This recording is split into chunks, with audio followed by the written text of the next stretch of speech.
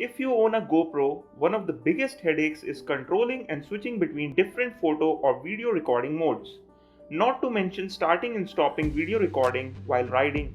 You will have to stop while riding and do that manually each and every time. Thankfully, if you own an Amazfit smartwatch, you can control your GoPro remotely using your wrist.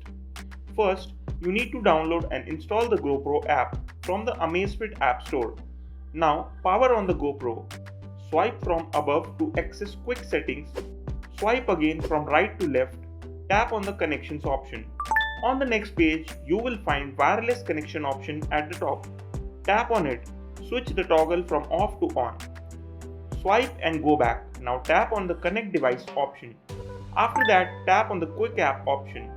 Now open the GoPro app you have installed on your Trex 2. You will find the app in the app drawer menu. Open it. It should ask you to set up the camera, which we have done already.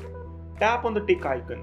This should start the GoPro search process, and after a few seconds, it should show your GoPro camera on the screen. Tap on it to pair your Amazfit watch with your camera. As soon as it will be connected to your watch, you will see this connected text with the recording button in the center. You can also change the shooting mode using your Amazfit watch. Simply press the menu button on the lower part of the screen. This will bring all the video and photo recording options to the screen. Here you can switch to photo mode, action mode, cinematic mode, or any other option using the watch. You can also power off your GoPro camera using your Amazfit smartwatch. All in all, this is a pretty helpful app in my opinion, and it can be very useful while riding so that you can control your GoPro from your wrist.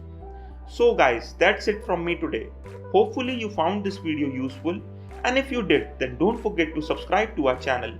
We make various videos on wearable smartwatches that a fellow tech enthusiast like you will enjoy.